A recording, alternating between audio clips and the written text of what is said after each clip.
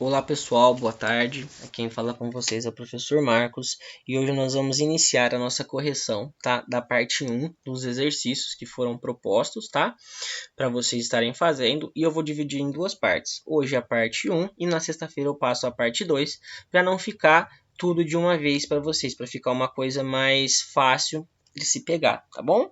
Então vamos lá, vamos começar aí, turma. Explique o processo da construção de identidade que uma criança vivencia em sua existência. Pessoal, o que vocês vão ter que explicar nessa questão? Muito simples. É importante ressaltar que uma criança ela tem o seu processo, né, a construção do seu processo de identidade desde bebê, quando ela começa a ter as suas primeiras relações sociais. Depois disso, ela continua com esse processo até o dia em que ela morrer. Por quê? Por causa que ela vai passar por vários meios de socialização, sendo eles o grupo de amigos, a escola, depois o trabalho, a faculdade, depois o trabalho e etc. Tá? E cada vez mais ela vai tendo contato com mais coisas que ela pode ir criando novas identidades. Tá? Então é importante que vocês expliquem que o processo de construção de identidade ele começa desde quando a criança é bebê e ele se estende por todo ao longo de toda a sua vida. Tá bom, pessoal? Vamos para a próxima questão. Leia o texto a seguir. Vamos lá então, vamos ler o nosso fragmento de texto. O sujeito estava baseado numa concepção da pessoa humana como um indivíduo totalmente centrado, unificado, dotado das capacidades de razão, de consciência e de ação, cujo centro consistia-se num núcleo interior que emergia pela primeira vez quando o sujeito nascia e com ele se desenvolvia, ainda que permanecendo essencialmente o mesmo, contínuo ou idêntico a ele, ao longo da existência do indivíduo. O centro essencial do eu era a identidade de uma pessoa. Pessoal, se ele está falando aqui que ele é dotado de capacidades de razão, ele está falando da proposta iluminista, tá? Este trecho ele está escrito para vocês aqui na página 224, tá? Aqui, ó, a primeira delas, né, que o Stuart Hall vai definir, que foi o sociólogo que ele se baseou, tá? Denominada identidade do sujeito do iluminismo, que estava contextualizada no período iluminista, e a identidade de uma pessoa era definida por capacidades que tinha desde seu nascimento. Então, vamos lá. Então, nós eliminamos as outras questões e ficamos aqui com a A e com a B. Vou dar um zoom aqui para ficar melhor para a gente ler. Ficamos então com a A e com a B, né? Vamos ver qual delas. Vamos continuar a nossa leitura aí. A sociedade na qual o indivíduo estaria inserido não seria determinante para a formação de sua identidade. Então, se ele está falando da identidade do sujeito do iluminismo, ele está falando que ele já nasce, né? Ele já nasce dotado dessa questão de identidade. Ou seja, vamos ver a letra A. O sujeito do iluminismo, que embora valorizasse a razão e a consciência do indivíduo, considerava fortemente a influência da sociedade. Errada. Essa questão está errada porque o iluminismo falava que o sujeito iluminista a sociedade em que ele estava inserido, ela não tinha influência no desenvolvimento da sua identidade. O que nos resta assinalar a alternativa B de bola, que é a alternativa correta da nossa questão. Tá certo, pessoal? Vamos passar para a próxima. Assinale a alternativa correta. Vamos lá, então. Vamos começar. A identidade está relacionada somente ao grupo social com o qual convivemos em nossa infância. Errado. A nossa identidade está relacionada com todos os grupos sociais que nós passamos ao longo da nossa vida. Né? Um bebê, embora inicie a construção de sua identidade nos primeiros meses de vida, não consegue identificar como eu até os 5 anos. Errada essa questão. Lembra que a criança ela começa desde pequena a identificar qual é o eu e os outros, né? As outras pessoas como outro indivíduo, no caso, né?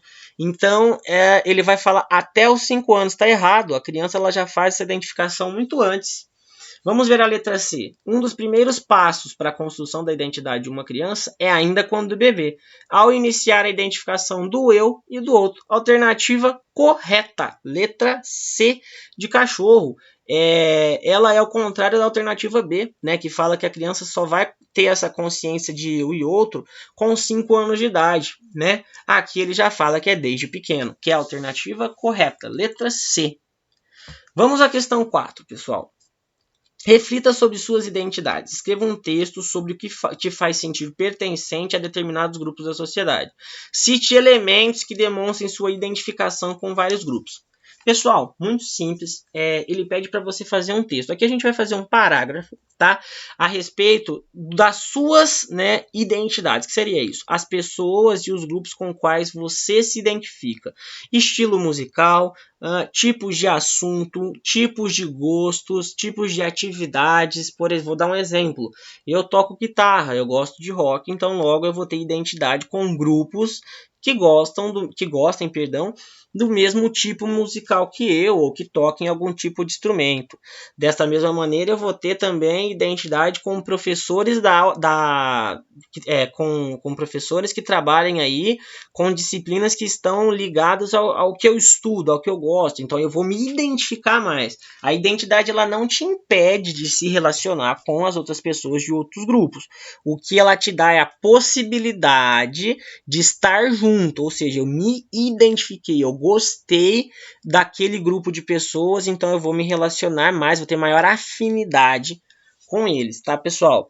Então, pode fazer em um parágrafo, como é uma resposta pessoal, vocês vão estar falando da identidade própria de vocês, tá bom? Vamos lá para o próximo exercício, exercício 1 de aplicação. Como o sociólogo Stuart Hall ele define as culturas nacionais? Então, pessoal, o que é importante nós falarmos aqui? O Stuart Hall ele entende que as culturas nacionais, isso está lá no texto, tá? Elas são comunidades imaginadas, ou seja, por meio de símbolos e da produção de sentidos, elas são construídas pelo ser humano. Ou seja, o que nós temos que abordar nessa questão? Que para ele, isso está exatamente assim no texto. As culturas nacionais, elas são comunidades imaginadas, tá? E por meio de símbolos e da produção de sentidos, elas são construídas pelo ser humano. Certo, pessoal? Tranquilo, eu acho que essa daqui foi a questão um pouco mais complexa do que as outras, mas se nós lermos essa questão lá no texto, se nós lermos o texto, aquele fragmento do texto e da aula também que está gravada, nós vamos ver que está exatamente daquela maneira como está escrita na questão, está também no material, tá certo? Pessoal, nós vamos então agora fazer a questão 2 aqui da página 230, que vai ser a nossa última questão de hoje, tá? Logo após, nós vamos fazer na outra aula o restante das questões e o para conferir, tá bom? Então vamos lá. Sobre os povos originários brasileiros, assinale a alternativa incorreta. Então é para assinalar a alternativa errada, não é a alternativa certa. Então vamos lá, desde a chegada dos portugueses e a implantação da colonização, houve a intenção de promover a aculturação dos povos indígenas. Essa resposta está certa, então não devemos assinalar ela, já que é para a gente assinalar a incorreta. Então, mesmo desde quando os portugueses chegaram aqui, quiseram implantar, né, o seu meio de vida aqui no Brasil, não levando em consideração o que aqueles indivíduos que estavam aqui eles tinham como característica, como cultura, e quiseram catequizar eles, não passavam, né, não respeitavam as religiões que esses povos tinham, e eles queriam catequizar, queriam aculturar. Quando eu falo aculturar, é impor a minha cultura sobre a cultura do outro, que já existe. Tá? Então essa resposta está certa e nós devemos assinalar a errada. Não é esta daqui. Passamos para a próxima. Durante os últimos 5 séculos, a história dos povos indígenas, a partir do seu ponto de vista e suas referências culturais, foi pouco considerada e contada. Exatamente, está lá no finalzinho. no texto em que nós fizemos nosso estudo, ele fala que os sujeitos, né, como, aliás, os escravos e os ex-escravos e os indígenas, eles tiveram muita dificuldade para serem considerados como sujeitos históricos. Hoje, essa concepção está um pouco diferente, porque nós temos a nossa matriz étnico-cultural, que encaixa, né, essa questão dos negros e dos indígenas, tá? E do homem europeu como uma matriz, né? Uma base étnica brasileira. Então, até anos atrás, digamos assim, esses sujeitos eles tinham dificuldade para que a sua cultura fosse levada em consideração, que ela fosse relevante dentro do cenário nacional, tá? Hoje o cenário está um pouco diferente, certo? Vamos para a questão C. Então essa daqui também está certa e nós devemos assinalar a errada. Vamos lá então.